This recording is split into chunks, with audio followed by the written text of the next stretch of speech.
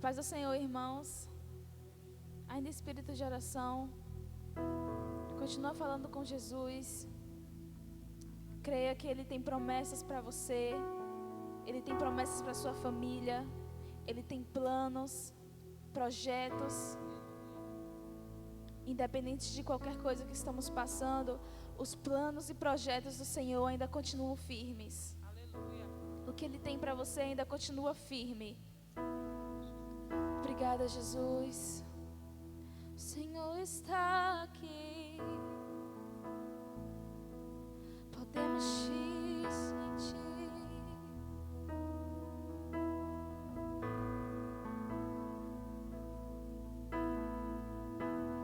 Meu Jesus, Salvador, outro igual não há. Todos os dias quero louvar as maravilhas de teu amor. Consolo, declare. Consolo,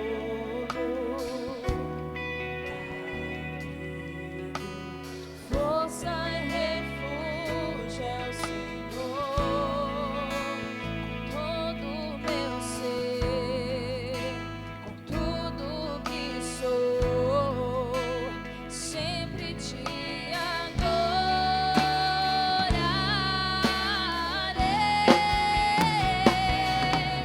Aclame ao Senhor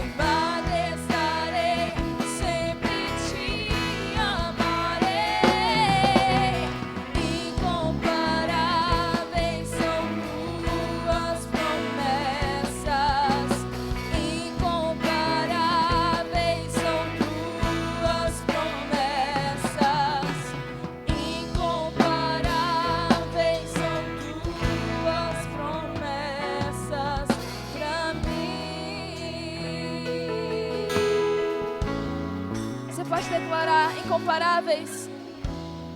Declare isso com toda a sua fé, afirmando que você confia no Senhor e que você acredita nisso, que as promessas do Senhor para a sua vida são incomparáveis. Incomparáveis são tuas promessas. Mais uma vez.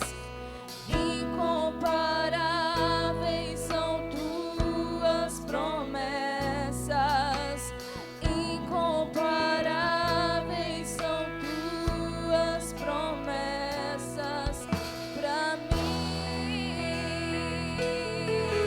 Oh,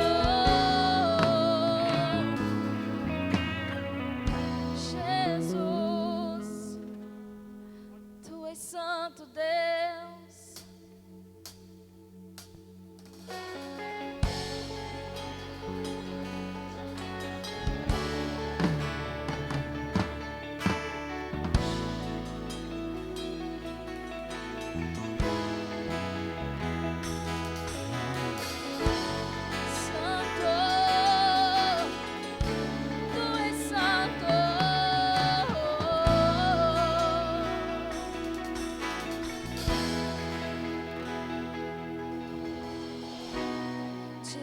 Cordeiro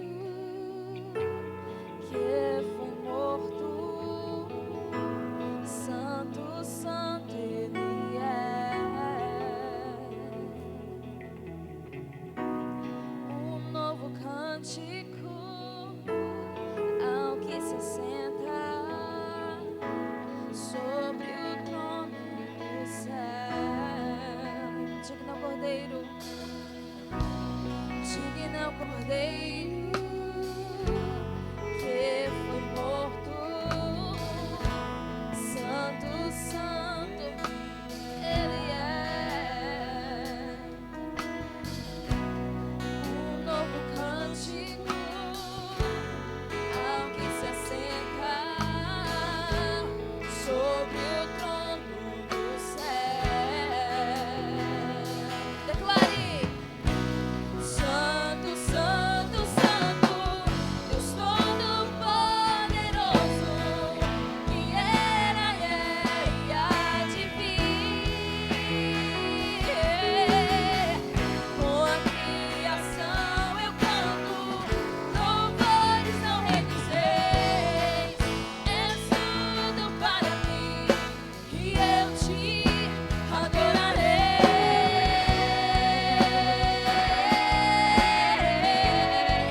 Te adorarei, Jesus.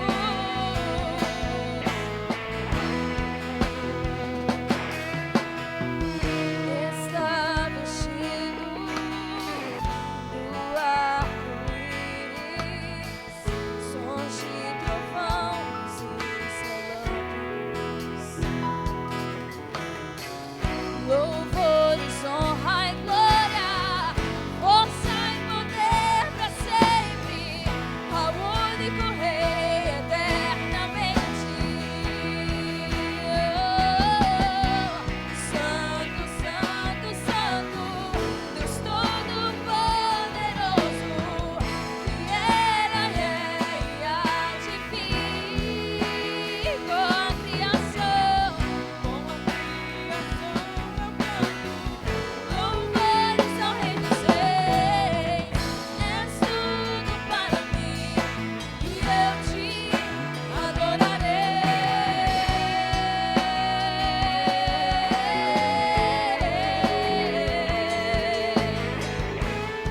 Te adorarei. Jesus, Jesus, Tu és santo, Tu és santo.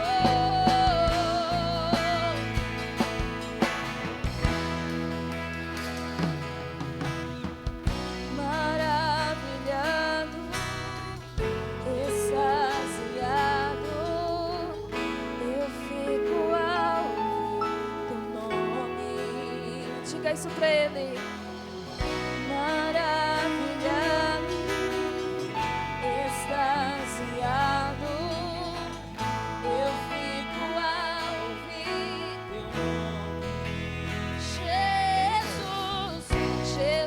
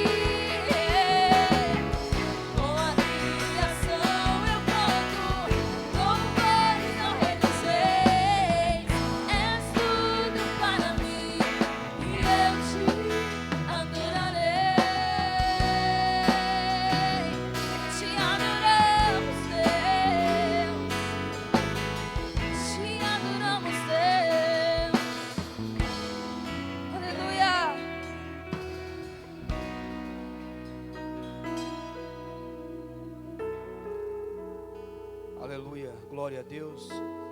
Que a graça e a paz do Senhor Jesus esteja sobre a sua vida, sobre a sua casa. Você que está aqui, você que está nos ouvindo através das redes sociais, que o Senhor possa estar com as mãos dele estendidas sobre você, te abençoando com toda sorte de bênção dos céus.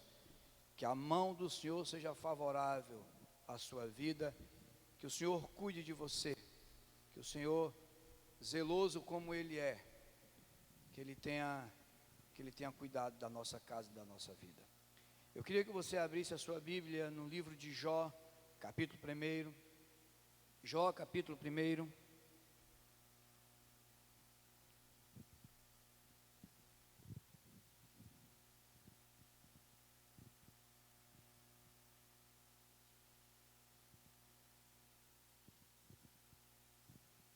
Jó, capítulo 1,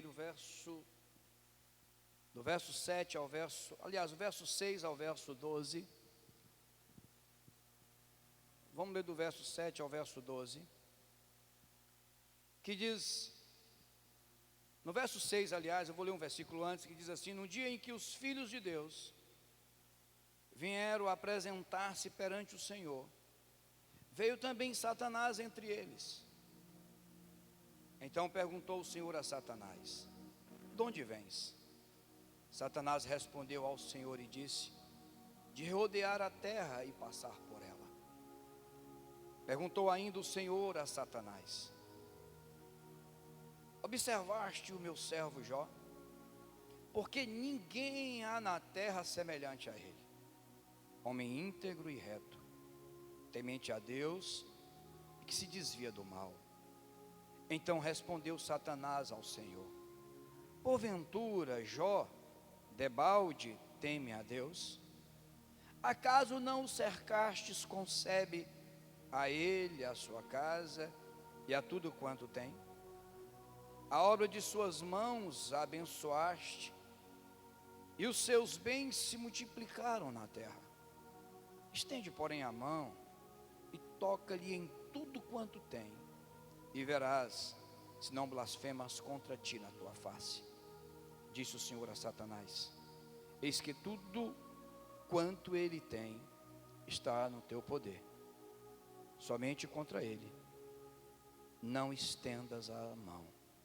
E Satanás saiu da presença do Senhor. Nas últimas semanas eu tenho estudado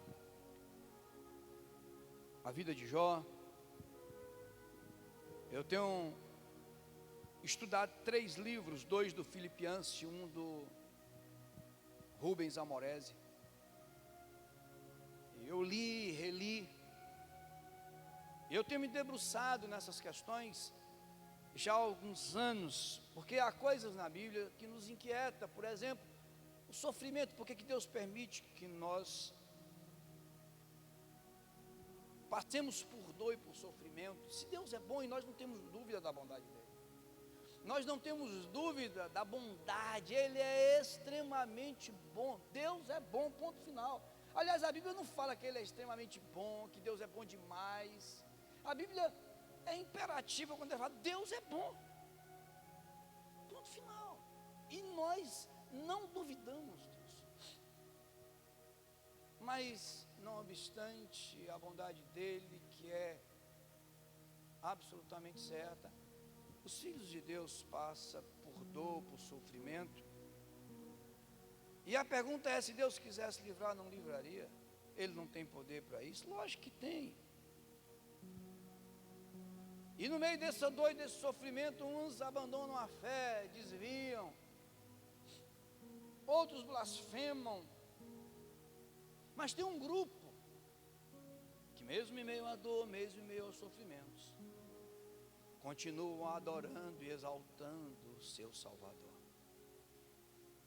Não é fácil, meus irmãos, não é fácil equacionar o problema da dor e do sofrimento.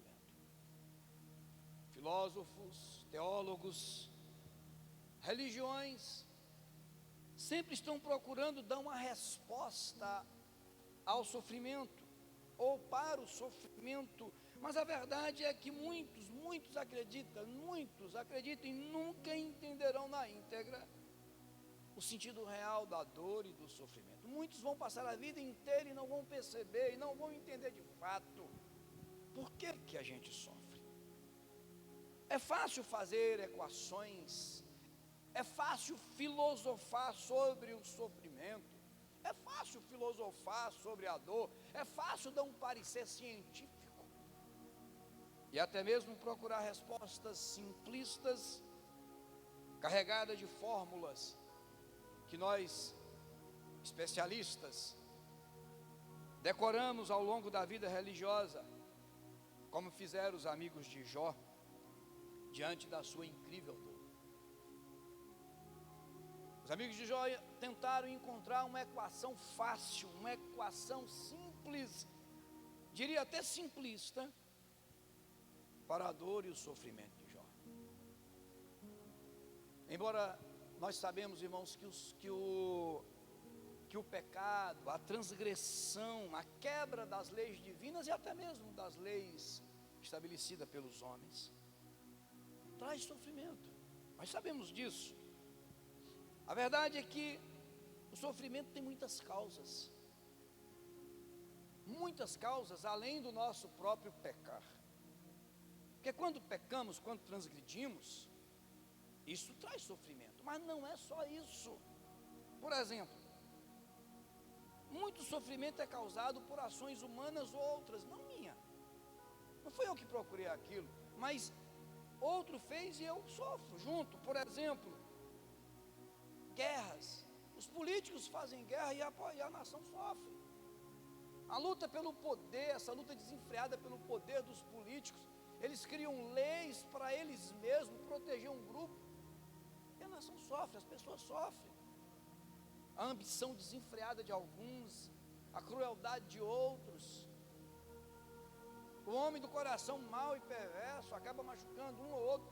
Então, não é o meu pecado em si. Existe também sofrimento e dor causado pelas coisas naturais que existem no mundo, causas naturais. Por exemplo, a natureza em si, ela gera grandes tragédias, até mesmo por conta do pecado que entrou na terra. Por exemplo, nós sabemos da força que tem os terremotos, da força do poder dos vulcões que destrói, e nós temos registros de que já destruiu civilizações inteiras. Força das águas, das enchentes, nós assistimos nos telejornais, nas grandes cidades, nas grandes metrópoles, na época das chuvas, quantas milhares de pessoas ficam desabrigadas e outras tantas morrem, sofrem, é dolorido, eles choram e despedem tudo, além de perder pessoas amadas. Uma catástrofe como um vulcão, fogo, ciclones, tempestades, pode destruir uma cidade inteira. Então, a dor e o sofrimento vêm tem muitas causas. O mundo hoje, por exemplo, está um caos por conta do Covid-19. Abalou a economia, pessoas estão morrendo. Ontem nós perdemos um pastor querido aqui na nossa cidade, por conta da Covid. Então essa pandemia tem causado um caos no mundo, um sofrimento em bilhões de vidas, direta e indiretamente. Então o sofrimento ele vem de várias formas, a dor vem de várias maneiras. O escritor Philip Yancey, no livro A Bíblia que Jesus lia, e no livro Decepcionado com Deus, e também o Rubem Amorese, no livro A Meta História da Salvação, eles fazem um interessante comentário sobre o livro de Jó. Eles dizem que o problema central do livro não é uma questão sobre a dor, sobre o sofrimento, mas o tema central do livro é sobre fé. É sobre como a fé age. como a fé se comporta em meio à distância de Deus, na hora da dor, na hora do sofrimento. Por isso Jesus fala: Pai, por que me abandonaste? Como essa fé se comporta quando estamos passando pela hora escura da vida, como diz o salmista. É isso que se trata do livro de Jó. Então, tanto Filipe Yancey como Rubem Amorese, eles desenvolveram essas teses semelhantes em seus livros, afirmando que Satanás, aqui ele faz, entre aspas, uma aposta com Deus ao dizer, porventura, no verso 9 aqui do capítulo 1 do livro de Jó, porventura Jó, debalde aqui é de graça, porventura o senhor acha que é de graça, porventura o senhor acha que é sem causa, que é gratuitamente que Jó teme ao Senhor? Você acha que é assim, ele te adora, ele te teme assim de graça? E essa pergunta feita por Lúcifer é provocativa. Os homens, ele diz, quando ele aparece diante do Senhor, e Apocalipse diz que isso ainda acontece, que ele vai lá, que hora ou outra ele aparece diante do Senhor para nos acusar. Então essa pergunta provocativa de Lúcifer, ele diz: os homens só te amam por interesse, ou por aquilo que o Senhor lhes dá, o Senhor acha que não é? Então ele diz: tira a bênção deles, e o Senhor vai ver que não vai sobrar nada no coração desse povo para te adorar. Tira a bênção, tira a tua mão protetora de cima deles, que o Senhor vai ver que eles não vão te adorar. Ele insinua que nenhum ser humano adora a Deus por aquilo que Deus é, ou por afetividade desinteresseira. Ele diz que nenhum homem adora a Deus por Deus, mas por interesse.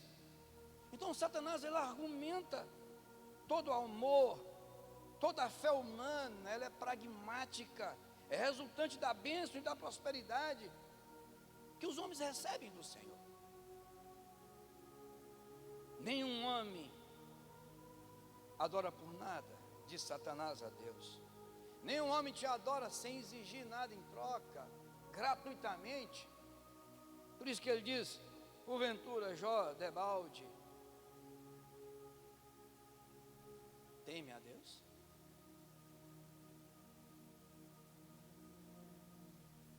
Satanás, ele diz que não há adorador que não seja motivado por motivos gananciosos. Não há adorador que adore a Deus sem querer levar vantagem. Ou até mesmo alguns adoram por medo de ser castigado, por medo de, se eu não adorar, eu vou estar pecando e eu vou sofrer as consequências. É isso que Satanás está dizendo para Deus aqui. Sem retribuição, Deus, nenhum homem te ama. É isso que Satanás está insistindo. Satanás, ele insinua que a atitude de Jó é apenas um reflexo de todos os benefícios que ele estava recebendo de Deus. E Satanás insiste nisso, se você observar, é por toda a Bíblia. É porque às vezes nós lemos a Bíblia com os óculos da religião, ou com óculos de outros que nos antecederam. E nós não lemos a Bíblia com os óculos da fé, guiados simplesmente, unicamente por Deus. E temos que fazer isso. Satanás, então, ele insinua. No verso 10, no verso 11, ele diz: acaso o Senhor não cercastes com sebe? O Senhor não o protegeu? Acaso o Senhor não protege? O Senhor criou uma cerca de proteção nele. A ele, a sua casa e tudo que ele tem, o Senhor protege ele, os filhos, tudo que ele tem, os animais, a riqueza. Olha aí no verso 10 e 11. A obra de suas mãos abençoaste, e os seus bens se multiplicaram na terra. Entende, porém, ele está dizendo para Deus, a mão, estende, porém, a mão e toca-lhe em tudo quanto tem, e o Senhor vai ver que ele vai blasfemar na sua cara. Homem interesseiro, não te adora por adorar, ele te adora porque o Senhor abençoa ele. Então, uma coisa que nos traz perplexidade, porque a maioria das vezes a mente humana simplista não entende isso. Deus permite, Deus aceita aqui, entre aspas, o desafio, a aposta de Satanás, muito arriscada. E lá no verso 12 Deus diz: eis que tudo quanto ele tem está no teu poder, Satanás. Vai lá, toca em tudo que ele tem. Só não toca na vida dele. No resto você tem autorização, pode tocar. Então nós temos aqui uma suspeita do diabo e uma expectativa divina. Uma suspeita porque o diabo diz: ele vai te blasfemar, porque ele não vai ser mais abençoado. E a expectativa divina de que Jó o ama pelo que ele é, não pelo que ele faz, não pelo que ele dá, não pelas bênçãos que ele tem proporcionado a Jó e sua família. E o diálogo do Senhor com Satanás, pelo menos me desmonta. Joga por terra todas as nossas expectativas de bênção, de oração, de jejum, de campanhas. Joga por terra a maioria das coisas que nós aprendemos sobre bem, sobre mal, sobre andar certinho e Deus vai nos abençoar, ou andar erradamente e nós seremos punidos, castigados. Então o diálogo de Deus com Satanás nos desmonta, mexe com os nossos esquemas mentais. Jó está no meio de um embate de forças espirituais cósmicas, como diz Rubem Amorese. Satanás está procurando ter o controle da vida de uma pessoa, e Jó é seu alvo naquele momento específico da história, como eu e você já fomos e certamente seremos no outro momento da história. Irmãos, eu imagino Jó coberto de chagas. Eu acho que vocês conhecem a história de Jó. Até mesmo quem não leu o livro de Jó conhece a história de Jó, porque ela é contada aos quatro cantos da terra. E eu imagino Jó coberto de chagas, vestido de sacos, deitado nas cinzas, se coçando com um caco, e dizendo: ó Senhor, apesar do momento que eu estou vivendo, apesar da tragédia que se abateu sobre mim, eu quero te dizer que nada mudou entre nós. O Senhor dá e o Senhor toma de volta. O Senhor faz como lhe apraz. E eu, mesmo sem compreender porque eu estou passando por tudo isso, eu quero afirmar em alto e bom som para que os anjos escutem. Eu quero afirmar na tua presença que o que o Senhor fizer é bom. O que o Senhor fizer é agradável e é perfeito. No entanto, se for possível, olha para mim, tem misericórdia do teu servo. Se for possível, passa de mim esse cálice. Mas se for possível, porque se não for, eu beberei e continuarei a adorar o teu nome.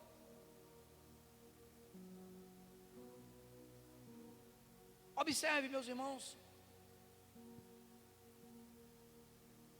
a palavra dita por Jesus a Pedro, lá em Lucas capítulo 22. Eu vou ler aqui na linguagem de hoje, para ficar mais conhecida, mais entendível para nós.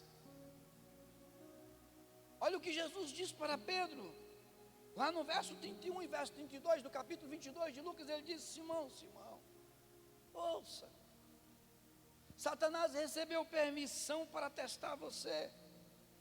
Outra versão diz: para te peneirar, para separar aquilo que é bom do que é ruim, como um agricultor peneira o trigo. Mas eu, verso 32, Jesus diz: mas eu orei por você, eu intercedi por você, para que sua fé não falhe, para que sua fé não se desfaleça. E quando você retornar a mim, Simão, você deve fortalecer os seus irmãos. O Senhor Jesus afirma aqui que Satanás obteve autorização para testar, para provar, para peneirar a vida de Pedro. Pedro era um discípulo próximo, um dos mais próximos de Jesus. Dá-se a entender que ele era o líder, pelo menos o porta-voz do grupo. Ele era chegado demais a Jesus. É lógico que não é explícito aqui quem deu essa permissão, mas podemos presumir que tenha sido o próprio Deus que tenha dado a permissão para Satanás peneirar a vida de Pedro, como deu para peneirar a vida de Jó. Porque mudaria a mesma coisa. O texto não diz que Jesus orou para livrar Pedro do teste, da prova, da peneira. Não, Jesus não orou, até mesmo porque entendendo que Jesus não podia fazer isso, Jesus diz, é como dissesse Pedro: eu não posso, eu não tenho autorização de impedir que você seja testado, peneirado, provado, porque o Pai já deu essa permissão ao príncipe deste mundo. Então o que eu fiz, Pedro, foi orar por você, pedindo para que o Pai fortaleça a tua fé, para que você não caia quando você for peneirado, para que você não desista, para que você não perca a sua fé em mim. Além disso, fica claro que quando Pedro vencesse aquele teste, aquela prova, aquela peneira, ele retornaria a Jesus, ele voltaria ao Senhor. E o teste seria um meio para que Pedro pudesse futuramente fortalecer os seus irmãos. Lá no final do Evangelho de João, nós vemos isso. Nós vemos que depois que Pedro foi peneirado, que Satanás pediu e Pedro negou Jesus, lá no final, quando Pedro estava quase que desistindo da fé, pois ele de pescador de peixe foi ser pescador de homens, e depois ele voltou a ser pescador de peixe, e Deus aparece, Jesus aparece e fala: Pedro, tu me amas? Então volta, Pedro, pastoreia as minhas ovelhas, vai lá, fortalece os teus irmãos. Irmãos, textos como esse nos intrigam. Como pode Deus dar autorização para um servo seu ser entregue a Satanás para ser testado, ou mesmo em outra versão bíblica diz, para ser peneirado, como um agricultor peneira o trigo? Às vezes é difícil compreender essas coisas, mas parece que esse é o motivo da rebelião de Satanás lá nos céus. Satanás se rebelou e levou consigo um terço dos anjos, e nós não podemos ser simplistas e achar que Satanás era louco de querer falar: não, eu vou subir e destronar Deus. Tinha um motivo muito grande por detrás disso, e parece que este é o motivo. Eu não vou entrar em detalhes aqui nessa mensagem, também porque não há tempo. Mas a verdade é que Satanás, ele pede para peneirar, para testar, para provar, e muitas vezes Deus dá permissão.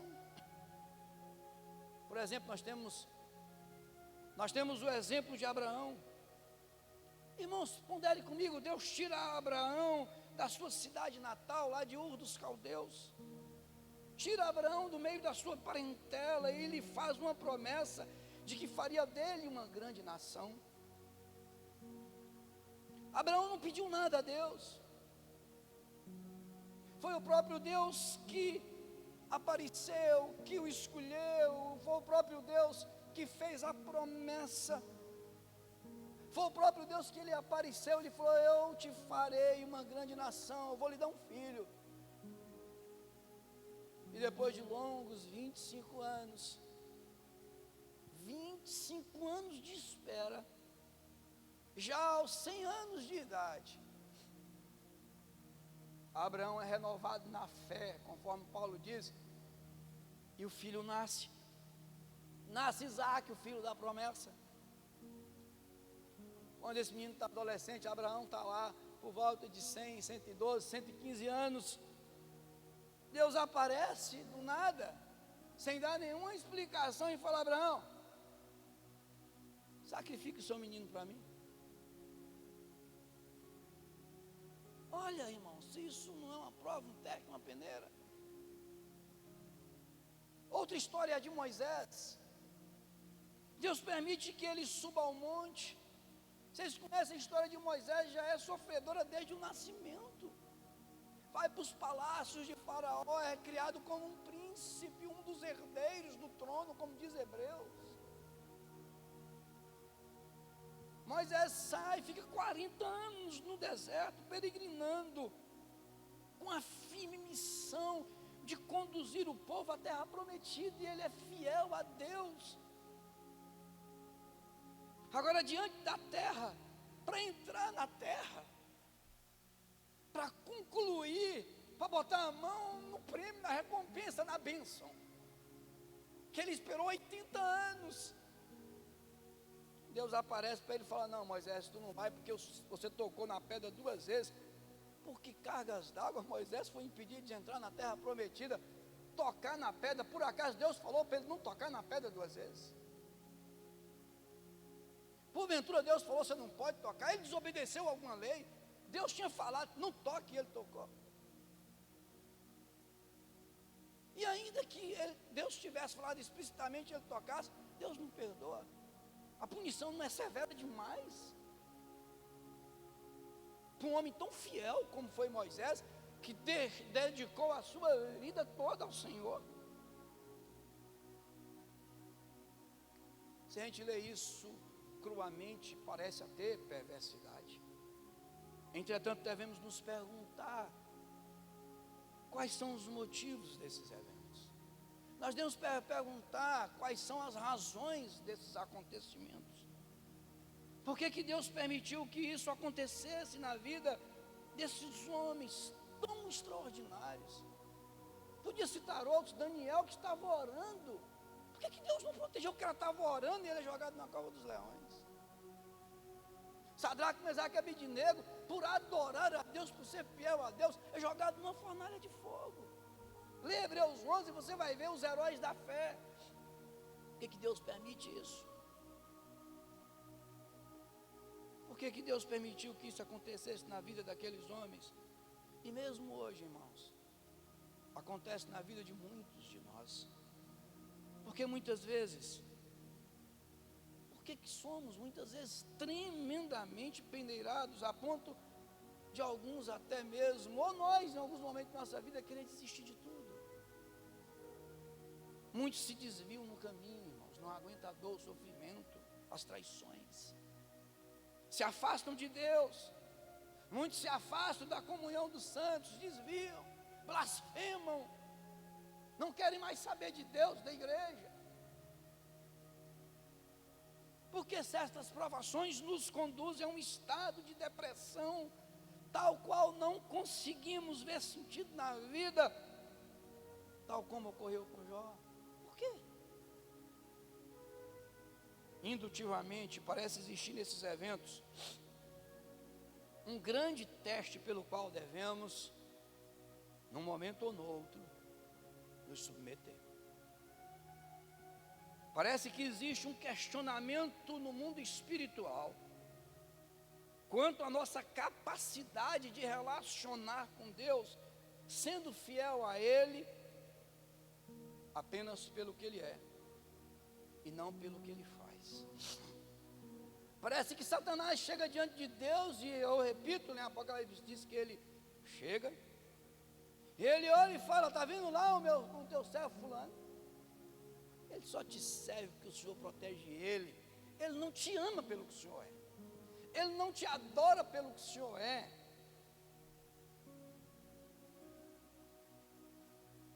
Mas pelo que o Senhor dá para ele. A questão é: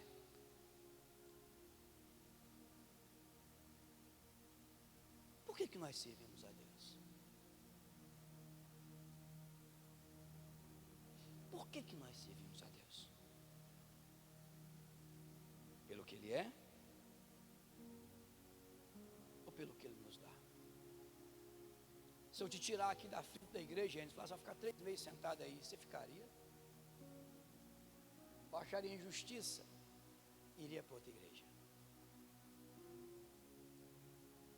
Você toca aqui pelo que Ele é, ou pelo que Ele te dá? E essa parece ter sido a motivação de Satanás em relação a Jó. Satanás disse ao Senhor: ora, Jó é fiel porque o Senhor dá tudo para ele. Tira o que ele tem de maior valor e verá como ele negará o teu nome. No caso de Abraão, isso não está explícito, mas podemos imaginar, eu não vejo outra maneira. Satanás chega lá no céu e Deus fala: vixe, meu servo Abraão, homem íntegro e fiel igual aquele não há.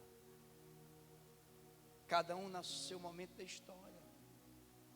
E Satanás diz: ora, Abraão é fiel a ti, Senhor, porque o Senhor cumpriu a promessa. O Senhor deu um filho para ele. O Senhor vai cumprir a promessa. Ele viu o menino.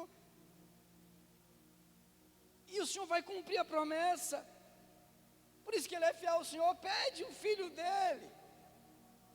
Tira a promessa dele. O Senhor vai ver que ele não vai te servir mais. Ele não vai te adorar, porque ele é um interesseiro. Ele só te serve por conta da promessa, por conta da bênção, por conta do filho. Você consegue entender o que está acontecendo aqui?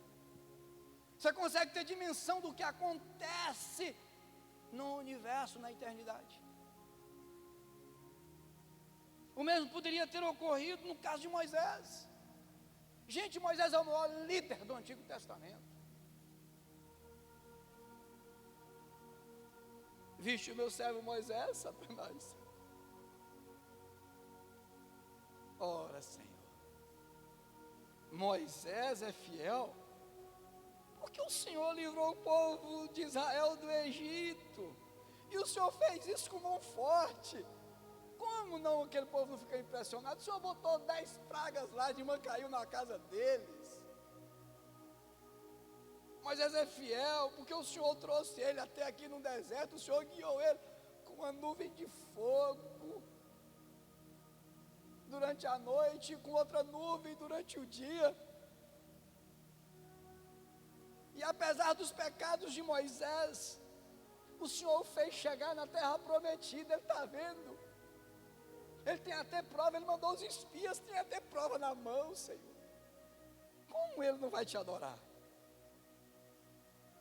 E assim como Jó, Satanás lança o desafio: tira de Moisés a oportunidade de entrar na terra prometida, e verás como ele não vai concordar com o Senhor. Tira dele a oportunidade de entrar na terra prometida, e ele até mesmo vai te abandonar, e quem sabe blasfemar contra o Senhor. E lá em Deuteronômio diz que Moisés questiona Deus. Lá é claro, Moisés questiona Deus, ele entra em debate com Deus, porque ele não acha justo ele não entrar na terra prometida. Leia lá em Deuteronômio, aí Deus fala: basta, Moisés. A palavra lá está: basta, Moisés, você não vai entrar. Na verdade, meus irmãos, todos os dias, eu e você, todos os dias, todos nós somos testados. Todos os dias nós, servos do Deus Altíssimo, somos peneirados, somos provados, somos colocados à prova todos os dias de nossas vidas. Paulo diz: todos os dias somos levados como ovelha muda ao matadouro. Todos os dias somos levados. Somos testados na rua, no trânsito, somos testados no supermercado, quando aquela moça do caixa lhe dá uma nota de 10 reais, de 20 reais a mais, e você finge que não está percebendo e coloca no bolso. Você acha que foi displicência da moça, mas foi uma peneira de Satanás. Aquela menina que lhe deu uma cantada, você acha que você é o bonitão, cara? É Satanás falando: testa lá para você ver. se ele não blasfema, se ele não te trai. Nós somos testados até mesmo dentro da igreja. Como eu disse, tira um menino desse aqui do louvor para você ver. Eu não estou dizendo de todos. Tira aqui, deixa aí 3 meses sentado no banco, para ver se eles não vão chegar e vai para outra igreja. Né, Arminda? Tira. Você vê se começa a blasfemar, começa a falar mal. Não canta por cantar. Eu não estou dizendo de todos. Talvez nenhum deles aqui faça isso, estou dando só um exemplo. Não adora pelo que Deus é. Somos testados. Se vamos adorar a Deus e por culto, ou vamos ficar em casa, dando nossas justificativas. Somos testados, colocados à prova, se vamos entregar o nosso dízimo ou não. Olá, Senhor. E quando eles entregam não porque te ama, eles entregam pensando em receber 100 vezes mais, Senhor. Esse povo não te ama. Essa é a aposta de Satanás, irmãos, pelos séculos. E esse é um momento, irmãos, de grande tentação, se vamos fazer ou não vamos, se vamos adorar a Deus ou não, se vamos louvar a Deus ou não, se vamos continuar sendo fiéis ou não, se vamos ser testemunhas do Cordeiro, como diz lá em Apocalipse capítulo 12 ou não. Porque a Bíblia diz lá em Apocalipse 12 que Satanás foi vencido pelo sangue de Jesus e pelas testemunhas do Cordeiro. E esse é um momento de grande tentação diante da presença dos demônios. Eles são, irmãos, especialistas em criar sentimentos de mágoa. Olha, fulano te traiu, te machucou, te abandonou, não deixou você fazer mais. Eles são, e aí eles vêm agora, a Bíblia diz que Satanás está como um leão feroz ao nosso derredor, ali 24 horas, buscando a quem ele possa tragar. Se ele tiver a mínima chance, ele vai nos derrotar, nos jogar no chão. E aí, quando nesse momento da peneira, vem demônios especializados em mágoa, em rancor, em ressentimento, especializado em lançar dúvida, medo, desânimo, covardia, ódio, diversas sensações que separam o homem de Deus e o homem do homem, o homem da comunhão com Deus, e eles semeiam todas essas desgraças.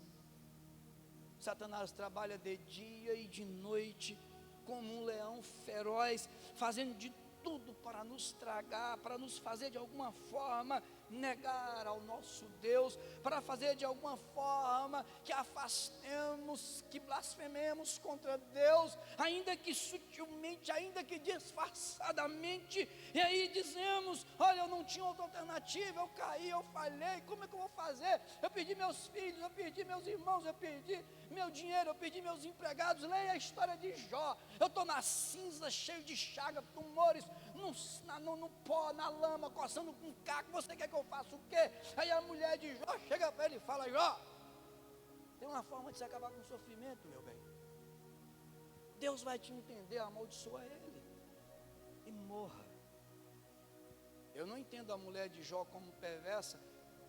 Eu entendo que ela amava aquele homem, só que ela não tinha um conhecimento profundo de fé e nem de Deus.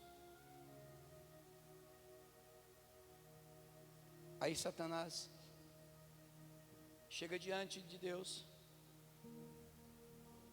e Deus pergunta: viu minha serva Fernanda? Viu minha serva Zezé? Viu meu servo Tiago? Viu meu servo Didi? Viu minha serva Thelma? Viu meu servo João? Satanás diz: Senhor, esse povo não te serve, esse povo não te ama. Esse povo só te serve, te adora, porque o Senhor abençoa eles. O Senhor fez promessa para eles. Aí eles ficam lá, te servindo, embromando para receber essa promessa. Tira para o Senhor ver se eles não desviam. Tira para o Senhor ver se eles não blasfemam. Tira para o Senhor ver, eles não te amam, Senhor. Vai lá, tira. Toca, Satanás. Pode peneirar. E aí está a grande aposta de Deus. Satanás aposta que você nega a Deus, que você é interesseiro. Como Jó, como Moisés, como Abraão, como Davi. E Davi caiu muitas vezes. Como Daniel, como Sadraque, Mesaque e Abednego. Toca. A aposta de Satanás é que você vai negar Jesus, que você serve Ele não pelo que Ele é, mas pelo que Ele te proporciona. E a expectativa de Deus é que você o ama pelo que Ele é. Que você o ama, ainda que você seja cerrado pelo meio, ainda que você o ama, ainda que seja na cova de um leão, que você o ama, ainda que você não veja as promessas concretizadas na sua vida. A expectativa de Deus é que você o ama, mesmo que você não entre na terra prometida, Moisés. A expectativa de Deus é que você o ame mais do que a sua promessa de ver uma grande nação concretizada em Isaac. Aí Deus fala, vai lá, pode tirar. Muitos permanecem firmes, mas muitos outros negam a fé.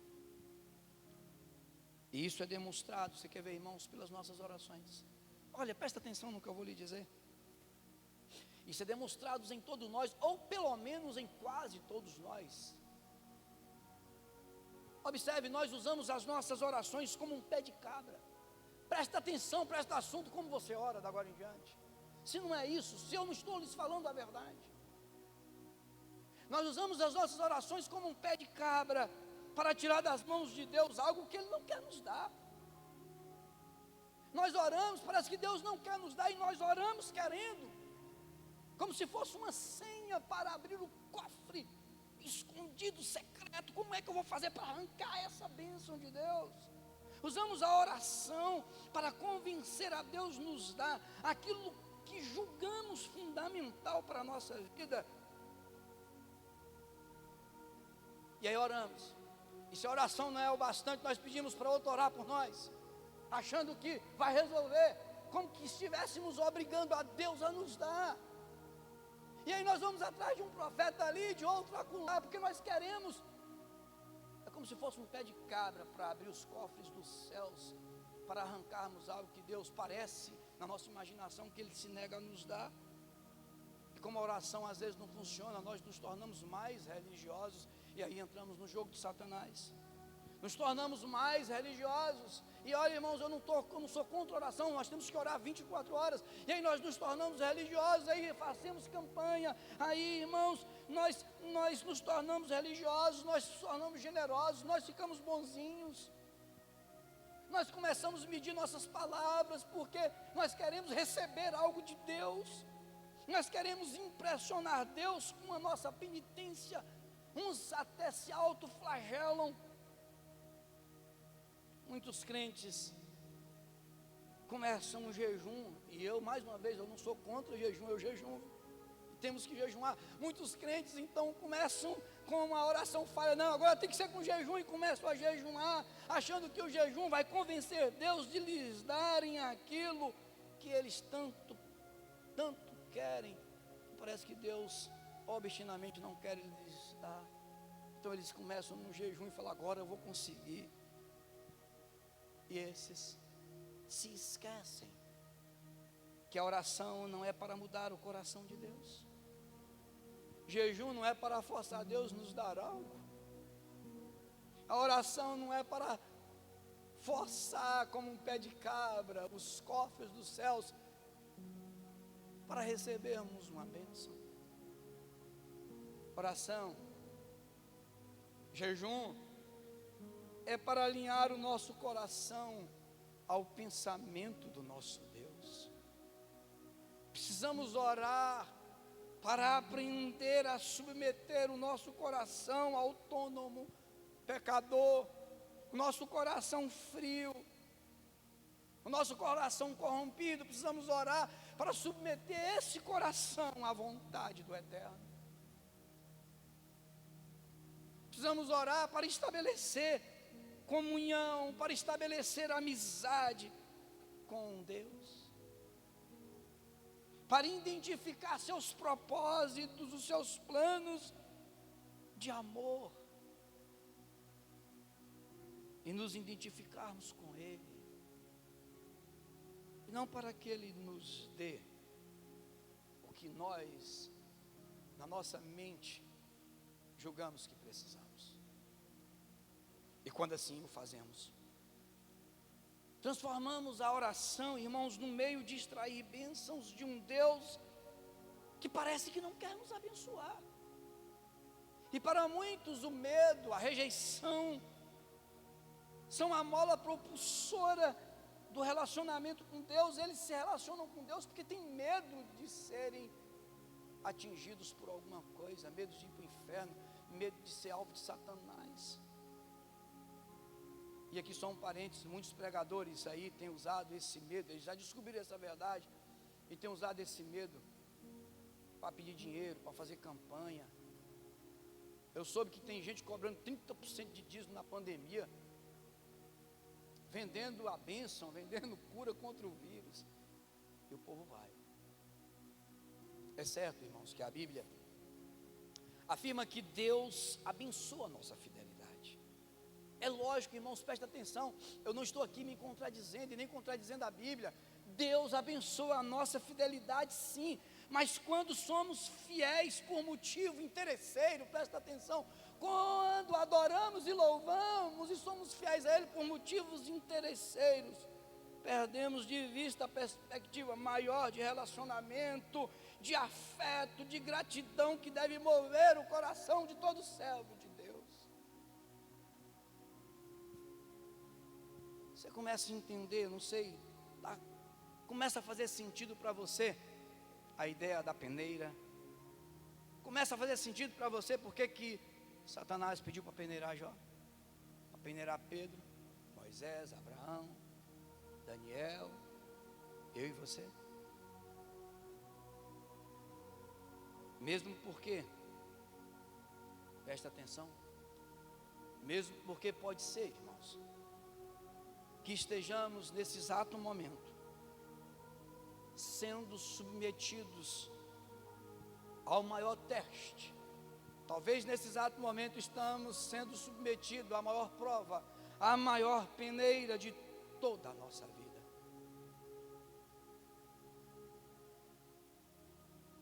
Quem são aqueles que vão estar registrados na eternidade? Quando Satanás aparecer lá diante de Deus, quem são os servos do Senhor? Que quando Satanás aparecer lá, Deus vai perguntar: viste o meu servo fulano? E Satanás vai dizer: Senhor, ele te adora pelo que o Senhor dá. E Deus: não, pode ir lá, peneira para você ver. E Satanás vai voltar e Deus vai falar: viu, ele me adora não pelo que eu dou para ele, ele me adora pelo que eu sou. E Satanás não consegue entender isso, porque por isso Satanás se rebelou contra Deus.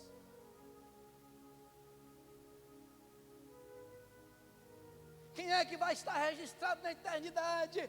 Qual o nome que vai estar lá registrado na eternidade, que ama Deus de verdade e faz isso pelo que Ele é, não pelo que Ele dá? Qual o nome que vai estar registrado na eternidade, que louva a Deus unicamente, exclusivamente pelo que Ele é, não pelas promessas que Ele tem feito?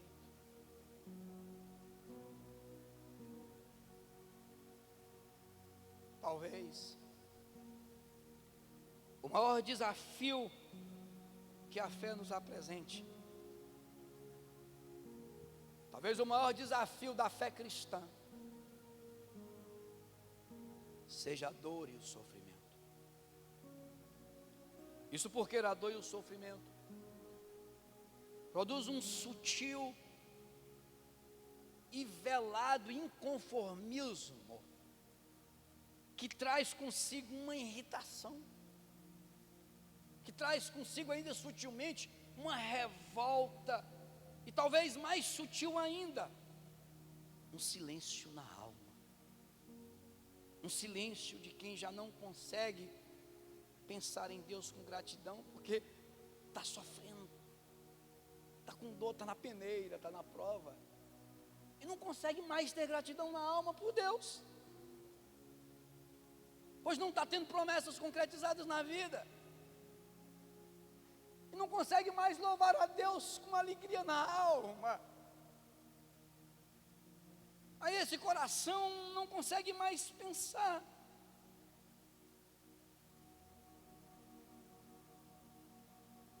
Mas não consegue também se afastar de Deus ainda.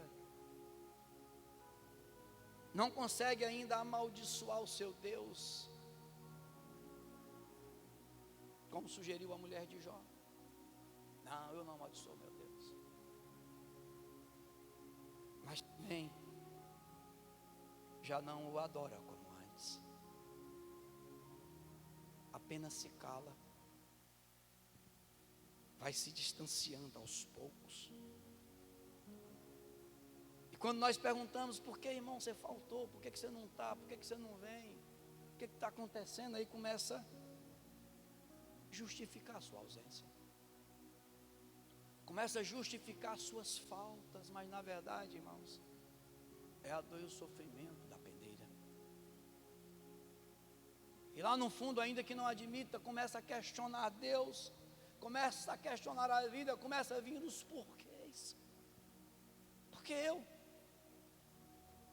O que eu fiz de errado? Será que Deus esqueceu de mim? Irmãos, o próprio Deus disse que Jó era um homem íntegro, fiel e justo. A questão não está na nossa integridade, na nossa fidelidade, irmãos. Os justos também sofrem. Os justos também são provados e peneirados e sentem dor e passam por dores. Isso é que mais é incompreensível na mente cristã dessa era do toma lá da cá. Um verso que me impressiona e que me mantém firme nos meus momentos de lutas, porque são muitas lutas, que me mantém firme nos meus momentos de tribulação. Um verso que eu trago à memória e me dá esperança. Um deles está lá em Jó capítulo 1, verso 22, que depois de Jó passar por tudo isso, por toda a dor e por todo o sofrimento, você tem ideia do que é perder 10 filhos de vez? Depois de passar por tudo isso, ele diz lá no verso 22, em tudo isso, Jó não pecou, nem atribuiu a Deus falta alguma.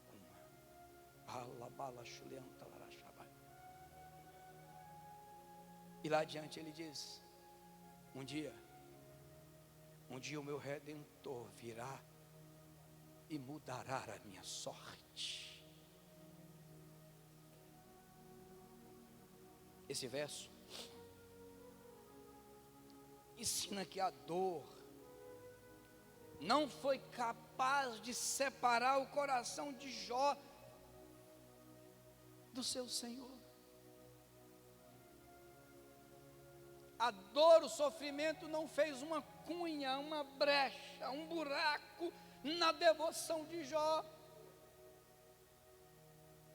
Não abriu um abismo de amargura na alma de Jó. Não mudou as coisas entre ele e Deus. Não calou o seu louvor e a sua adoração. Observe que Deus chama a atenção de Satanás quanto à fidelidade de Jó. O próprio Deus afirma, e isso inspira Satanás a lançar um desafio a Deus, o qual é imediatamente aceito, sem ao menos Jó ser consultado. Mas Jó permaneceu fiel. Satanás novamente se apresenta a Deus, mais uma vez.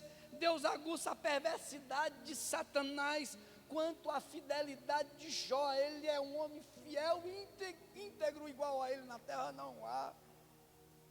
Novamente Satanás lança o desafio a Deus, o qual é aceito sem que Jó novamente tome conhecimento.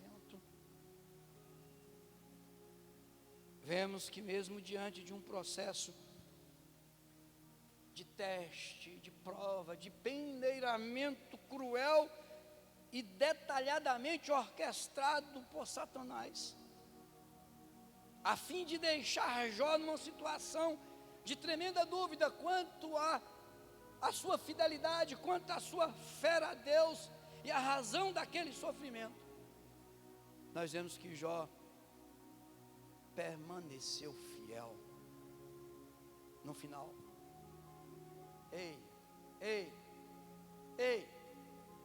No final, Deus repõe tudo que Jó havia perdido. A Bíblia diz 7 vezes mais. 7 vezes mais, porque Jó não se via a Deus pelas promessas, pelas bênçãos.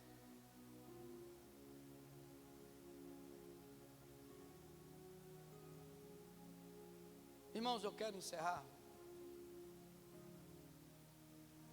mas presta atenção em mim, por favor. A dor, o sofrimento, pode ser pedagógico, com a finalidade de ensinar o povo de Deus, ou até mesmo com finalidade de salvação redentiva, como no caso de Jesus.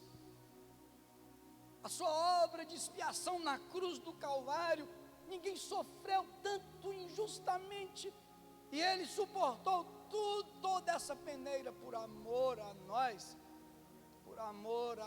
para salvar a raça humana que havia se perdido. Presta atenção, a dor para Jesus, assim como para Jó, não era um acidente de percurso, irmãos. Repito, presta atenção, por favor. A dor e o sofrimento para Jesus, assim como para Jó, não era um acidente de percurso de um Deus distante, despreocupado. Não era um acidente de percurso de um Deus que não se importa, não tinha os porquês. Eu estou passando por isso. Ele via a dor não como uma mera dor.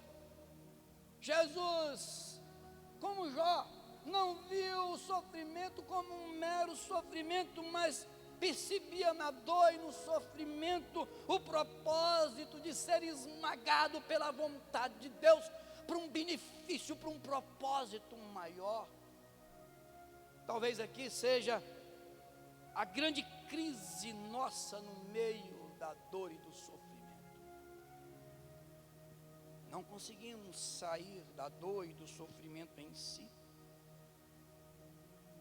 No sofrimento e na dor, nós não conseguimos avançar. Quando Jó percebeu isso, quando lá nas cinzas, amaldiçoado pela esposa, acusado pelos amigos, sofrendo o luto da perda dos filhos, das noras, dos netos, dos servos, dos amigos, dos bens, dos servos, perdeu tudo.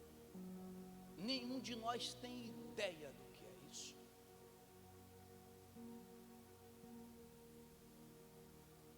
Quando ele foi capaz de ver que no meio de seu sofrimento, Deus sempre esteve olhando, Deus não estava alheio nem distante, mas que Deus estava ali presente, que Deus estava ali com ele, se coçando com aqueles cacos no meio da cinza. Quando ele entendeu e percebeu isso, ele pôde dizer: antes, eu te conhecia só de ouvir. Eu te conhecia só pelas coisas. Mas agora, os meus olhos te veem.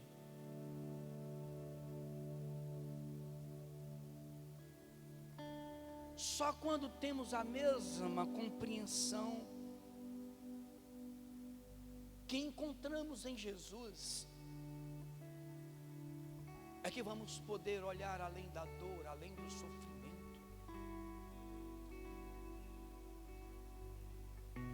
O sofrimento, irmãos, a dor é real. Machuca, fere, maltrata.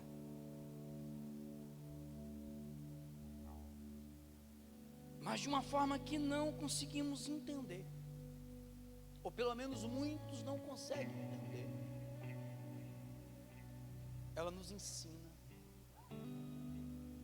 Ela tem um propósito eterno. E mais do que ensinamento e propósito eterno, às vezes, ela é até bênção. Às vezes alcançamos até 7 vezes mais. Abraão viu a promessa concretizada e tem uma grande nação até hoje.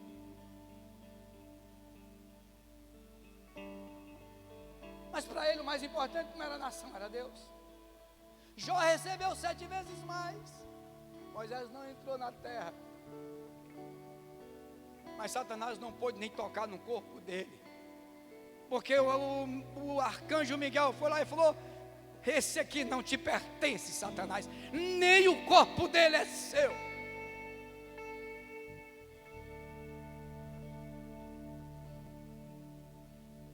A dor e o sofrimento, para alguns, pode redundar até em bênçãos.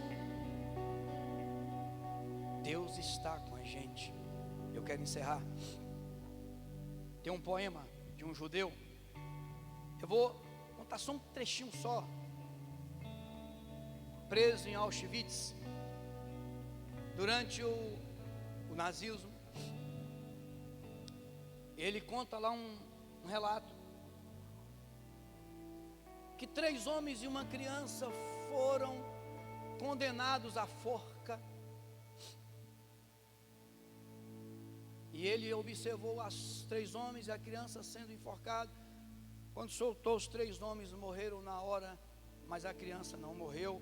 Por conta do peso leve do corpo, a criança ficou pendurada na corda, se debatendo. E eles perguntaram: onde está Deus? E ele se calou por um instante. Diz que passou meia hora e a criança estava lá se debatendo, pendurada, e alguém perguntou de novo: você acredita nesse Deus? Onde Ele está? Ele olhou a criança se debatendo por mais uns instantes, e alguém pergunta de novo: vocês continuam acreditando? Onde Ele está?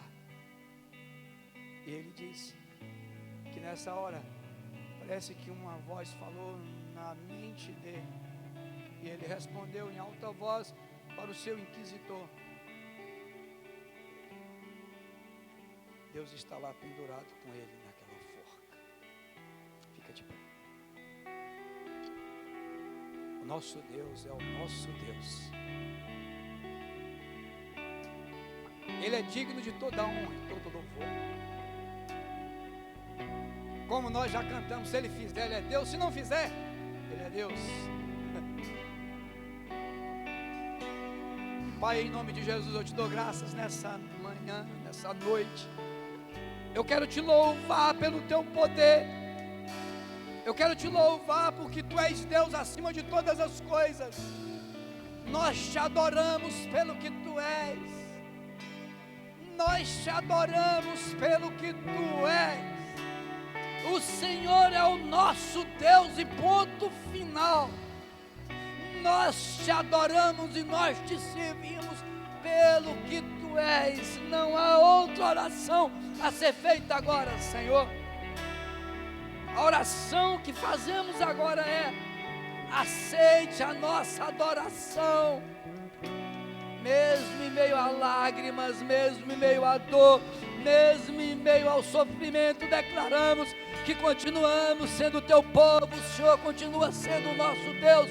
Nada mudou entre nós, ainda que estejamos nas cinzas, coçando com um caco as nossas feridas, ainda que estejamos dilacerados em lágrimas por conta da dor e do sofrimento, por conta das injustiças, por conta das perseguições, por conta das lutas que muitas vezes injustamente sofremos e nem entendemos. Nós declaramos que nada mudou entre nós. O Senhor continua sendo o Deus eterno, entronizado entre os querubins, digno de honra, de glória e de todo louvor. E nós continuaremos te adorando, nós continuaremos te servindo, nós continuaremos adorando o Senhor com toda a nossa alma, com todo o nosso coração, de todo o nosso entendimento. Alabala.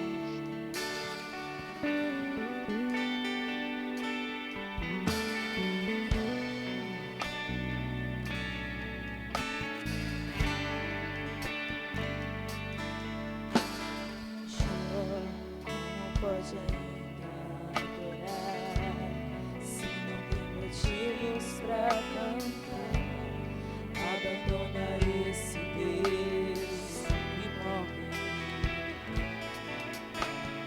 Mas não adoro pelo que faz, nem mesmo por bens materiais. Eu adoro pelo que Ele é. Eu sou dele, tudo é dele.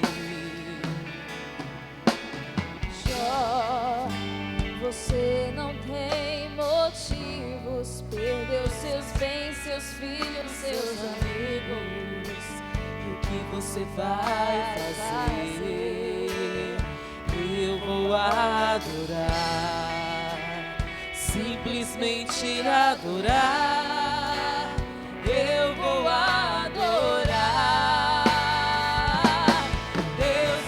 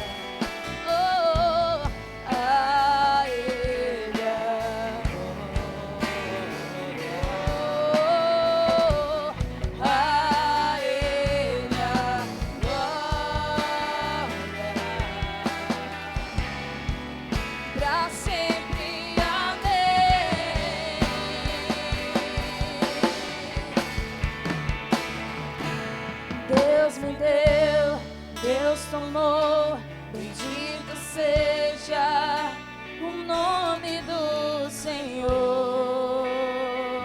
A Ele a glória, a Ele a honra e o louvor. Aleluia. Deus abençoe você e a sua família. Até o próximo culto. Aleluia.